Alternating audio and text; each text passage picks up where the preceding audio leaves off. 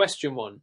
Risk classification and rating systems. In the process of underwriting property insurance, an underwriter must evaluate the risk classification of a property. Which of the following factors is most likely to have the least impact on the property insurance premium for a single-family home in a suburban neighborhood? A. Location of the home in a flood zone. B. The age of the home's roof. C. The presence of a swimming pool in the backyard. D. The crime rate in the area surrounding the home.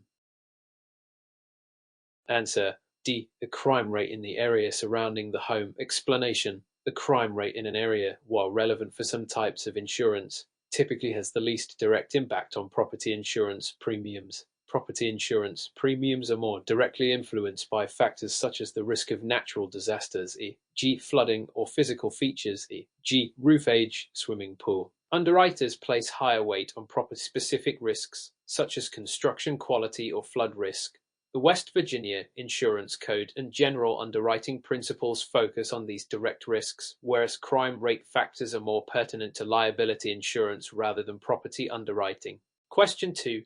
Underwriting procedures and techniques an insurance company uses. A database to collect information about applicants for health insurance.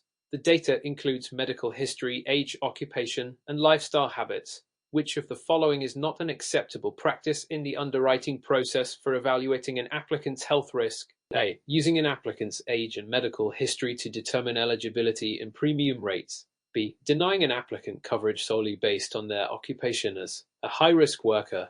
C. Using tobacco use as a factor in determining the applicant's premium.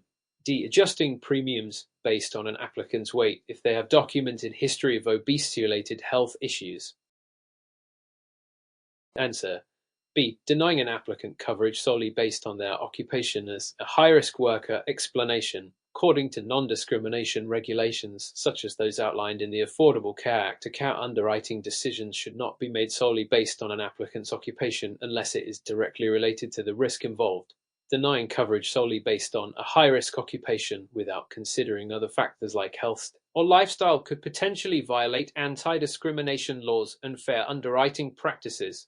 Occupation should be one factor among many, and the decision should be based on comprehensive risk evaluation, including health conditions, lifestyle, and other relevant data. Question 3. Scenario-based case study. Mr. Henry is a 45-year-old man applying for life insurance. He is in generally good health but has a family history of heart disease. Mr. Henry has been a smoker for 15 years, though he has cut back significantly in the past year. During his medical exam, his blood pressure is slightly elevated. As the underwriter reviewing Mr. Henry's application, which of the following is the most appropriate? A. Approve the application without any changes, as his health condition is not severe enough to affect eligibility. B. Approve the application but increase the premium due to the smoking history and family health risk. C. Deny the application because of the elevated blood pressure and family history of heart disease. D. Approve the application with a limited coverage rider due to the family history of heart disease. Answer B. Approve the application but increase the premium due to the smoking history and family health risk. Explanation: Mr. Henry's situation involves several risk factors, including smoking history, family medical history, and slightly elevated blood pressure. According to the life insurance underwriting guidelines, these factors justify a premium increase rather than denying coverage. The underwriting process assesses each risk factor and applies appropriate modifications, such as a higher premium or possibly a modified policy, such as a rider. While Mr. Henry's health is not in immediate danger, the underwriting rules require the underwriter to consider both individual and family health history in setting premiums. Denying coverage for option C would be excessive given his overall health status, and approving the policy without adjustments, option A, would not adequately address the risks involved. Question 4. Regulatory framework and compliance. Which of the following statements about non-discrimination regulations in the underwriting process is incorrect? A. Underwriters are prohibited from using race or gender as factors in determining premiums for health insurance under the account. B. Underwriting decisions for life insurance may factor in an applicant's gender, but not their race. C. The Fair Housing Act prohibits discrimination in property insurance based on familial status or disability. D. Underwriting practices in West Virginia must comply with both state-specific and federal regulations, including anti-discrimination laws. Answer: B. Underwriting decisions for life insurance may factor in an applicant's gender, but not their race. Explanation. The Fair Housing Act and the ACA prohibit using race, gender, or other protected characteristics as factors in determining insurance premiums, including health and property insurance. For life insurance, although gender may be a valid factor in some cases, e.g., actuarial data showing different life expectancies, race cannot be used in underwriting decisions. Discrimination based on race, gender, or familial status is prohibited under various federal laws, and West Virginia insurance regulations must align with federal rules, including non-discrimination policies. Option B is incorrect because race and gender are both protected characteristics, and they cannot be used in underwriting practices for most insurance policies. Question 5. Types of insurance underwriting. Which of the following is a primary factor when underwriting commercial property insurance? A. The occupancy type and usage of the building. B. The applicant's previous experience with workers' compensation claims. C. The individual medical history of employees working in the building. D. The distance of the building from a fire station. Answer A. The occupancy type and usage of the building. Explanation. In commercial property underwriting, the primary focus is on occupancy type and usage of the building. This includes evaluating the nature of the business being conducted, e.g., retail, industrial, office, and understanding potential risks such as fire hazards, theft and liability exposures, workers' compensation claims. Option B, and medical history of employees. Option C, more relevant to workers' compensation insurance or employee health insurance, not commercial property. While proximity to a fire station. Option D, does influence underwriting for property insurance. The occupancy type has a more significant impact because it directly affects the exposure to risk. Question 6. Risk classification and rating systems. Which of the following is most likely to result in a higher premium when underwriting a health insurance policy? A. A younger applicant with no previous health issues. B. An older applicant with a history of high cholesterol. C. An applicant who has recently quit smoking. D. An applicant who participates in regular physical activity. Answer B. An older applicant with a history of high cholesterol. Explanation. Health insurance premiums are typically higher for older individuals due to increased health risks associated with age. In addition, a history of high cholesterol is a risk factor that increases the likelihood of future cardiovascular events, which further increases the health risk and the premium. Option A would generally lead to a lower premium due to a lack of risk factors. Option C may lead to a reduction in premiums as smoking cessation is a positive health change. Option D, while beneficial, does not reduce risk as dramatically as eliminating a significant medical condition like high cholesterol. Question 7. Underwriting for special risks. When underwriting a high-value property, which of the following should an underwriter consider most important? A. The building's replacement cost rather than its market value. B. The owner's credit score as a measure of financial responsibility. C. The number of insurance policies the owner has with the insurer. D. The neighborhood's crime rate as an indicator of theft risk. Answer A. The building's replacement cost rather than its market value. Explanation. For high-value property underwriting, the replacement cost is the most crucial factor to consider as it reflects the cost to rebuild or replace the property in the event of a loss. Market value. Option B is not a suitable measure in this case because it may fluctuate due to real estate trends, not the actual rebuilding cost. The credit score. Option B and policies. Option C are not directly relevant to property valuation, and the crime rate. Option D is important but less significant compared to the potential cost to replace the property. Question 8. Underwriting procedures and techniques. A company applying for commercial general liability insurance has a history of frequent claims involving customer injuries on the premises. What is the most likely outcome of the underwriting process? A. The policy will be issued with the standard premium rate. B. The policy will be issued with an increased premium and possibly higher deductibles. C. The application will be automatically rejected due to the high claims frequency. D. The application will be approved with a discount for the company's efforts to improve safety. Answer B. The policy will be issued with an increased premium and possibly higher deductibles. Explanation. When underwriting a commercial general liability policy for a company with a history of frequent claims, underwriters are likely to increase the premium to reflect the higher risk Additionally, the underwriter may increase the deductibles to share some of the financial burden with the policyholder. Option is unlikely because the company has demonstrated a higher risk of claims. Option C would be extreme unless the claims were extraordinarily high or fraudulent. Option D may occur if the company demonstrates a clear commitment to loss prevention, but the frequency of claims typically leads to premium adjustments rather than discounts. Question 9. Loss prevention and mitigation. Which of the following loss control measures would be most effective in reducing the risk of property damage from fire? A. Installing smoke detectors and fire alarms throughout the building. B. Reducing the number of fire extinguishers on the premises to minimize costs. C. Cutting down on employee fire safety training to reduce costs. D. Placing a fire hazard warning label near exits. Answer A. Installing smoke detectors and fire alarms throughout the building. Explanation. The most effective measure in reducing fire risk is to have smoke detectors and fire alarms throughout the property. These devices provide early warning, allowing for a timely evacuation and quick response to the fire. The other measures are either ineffective or counterproductive.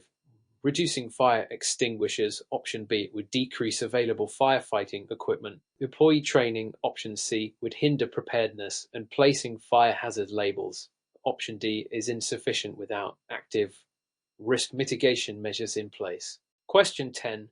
Advanced underwriting topics. When considering catastrophic risk in underwriting, what is the primary purpose of using reinsurance? A. To reduce the premiums for policyholders. B. To share the risk of large losses between insurers. C. To eliminate the need for underwriting altogether. D. To ensure that no claims are paid out by the primary insurer. Answer B. To share the risk of large losses between insurers. Explanation. Reinsurance is a risk management tool used by insurers to spread large risks across multiple parties. By transferring some of the risk to another reinsurer, the primary insurer can protect itself against significant financial loss from large claims. Reinsurance does not directly reduce premiums for policyholders, option A, nor does it eliminate the need. Underwriting, option C. The purpose is not to avoid paying claims, but to share and manage risks, option D. This is particularly important for catastrophic events, which could result in severe financial exposure. Question 11. Claims and loss adjustments. What is the primary function of a claims adjuster in the insurance industry? A. To decide whether a policy should be issued. B. To investigate and assess the extent of a claim. C. To set the premium rates for policyholders. D. To design insurance policies and coverage plans. Answer B. To investigate and assess the extent of a claim. Explanation. The claims adjuster is responsible for investigating, evaluating, and determining the extent of a claim. This includes reviewing evidence, interviewing witnesses, and assessing the damage or loss. Setting premiums, option C, and designing policies, option D, are the roles of underwriters and policy creators, respectively. Question 12. Underwriting and rating factors. Which of the following is not typically used in the underwriting process for automobile insurance? A. The applicant's driving history. B. The vehicle's make and model. C. The applicant's credit score. D. The applicant's religion. Answer D. The applicant's religion. Explanation. Religion is not the valid factor for underwriting auto insurance, as it is considered discriminatory and irrelevant to the risk of an automobile policy. Driving history, vehicle make and model, and credit score, options A, B, and C, are commonly used factors in underwriting auto insurance policies. Question 13. Risk management. Which of the following best describes risk management in the context of insurance? A. The process of assuming all risks and liabilities in business operations. B. The identification, assessment, and prioritization of risks followed by coordinated efforts to minimize or control the probability of adverse events. C. The transfer of financial responsibilities to a third party. D. The practice of avoiding all types of risk. Answer B. The identification, assessment, and prioritization of risks followed by coordinated efforts to minimize or control the probability of adverse events. Explanation. Risk management involves identifying, evaluating, and addressing risks in a systematic manner to minimize the chance of negative outcomes. Option A represents risk assumption, not management. Option C refers to risk transfer through insurance, and option D represents risk avoidance, which is often impractical. Question 14. State regulations in Kansas. What is the maximum number of days an insurer can wait to provide a claim payout after the claim has been approved? A. 15 days. B. 30 days. C. 45 days. D. 60 days.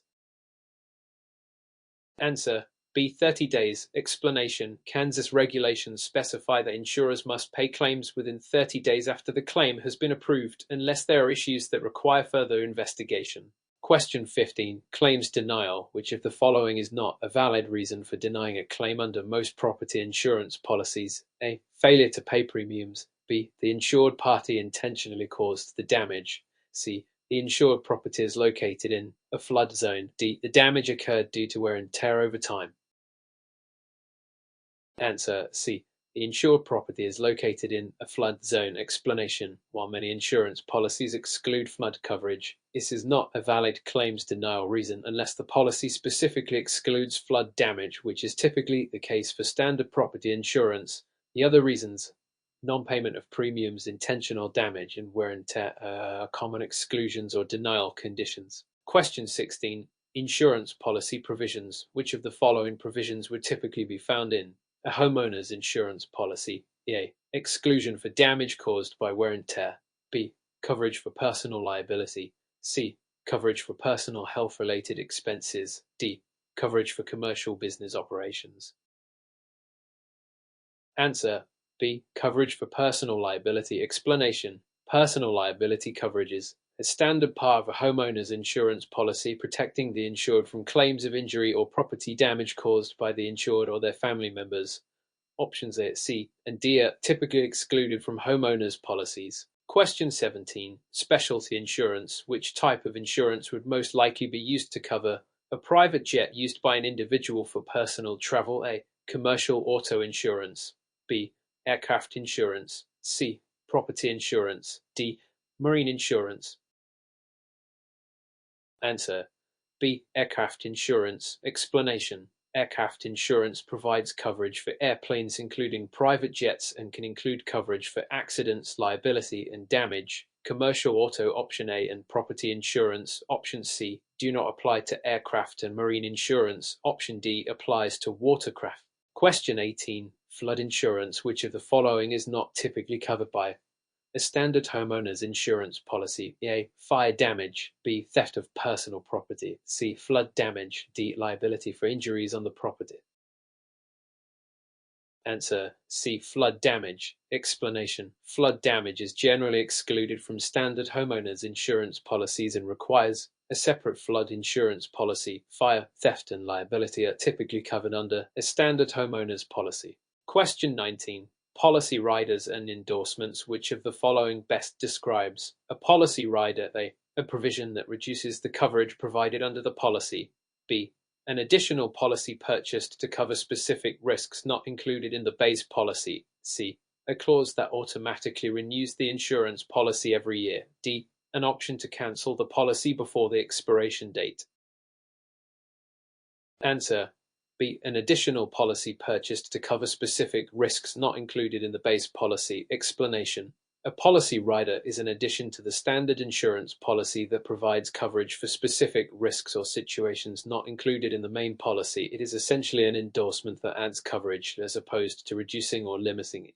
Question 20. Underwriting and loss history. What is the primary purpose of reviewing a loss history when underwriting a homeowner's insurance policy? A. To determine the age of the property. B. To assess the risk of future claims. C. To set the renewal date for the policy. D. To verify the ownership of the property. Answer: B. To assess the risk of future claims. Explanation: a loss history review helps insurers evaluate the likelihood of future claims based on past incidents. It is used to assess risk and determine appropriate coverage and premiums. Reviewing property age, option A, and verifying ownership, option D, are important but are not the primary focus of underwriting based on loss history. Question 21. Regulatory compliance in Illinois. Which of the following is a requirement for insurers to avoid discriminatory practices in the underwriting process? A. Insurers must use race and gender as key underwriting factors. B. Insurers must notify applicants of underwriting decisions within 60 days. C. Insurers must file reports detailing underwriting practices with the state insurance department. D. Insurers must offer all applicants the same premium regardless of risk. Answer: C. Insurers must file reports detailing underwriting practices with the state insurance department. Explanation: in Illinois, insurers are required to file regular reports with the state insurance department to ensure compliance with anti-discrimination and fair underwriting practices. Race and gender should not be used as factors in underwriting, and premiums must reflect the risk posed by the applicant. Question 22. Property and casualty insurance. Which of the following best describes coverage under a commercial general liability policy? A. Property damage caused by an insured's vehicle.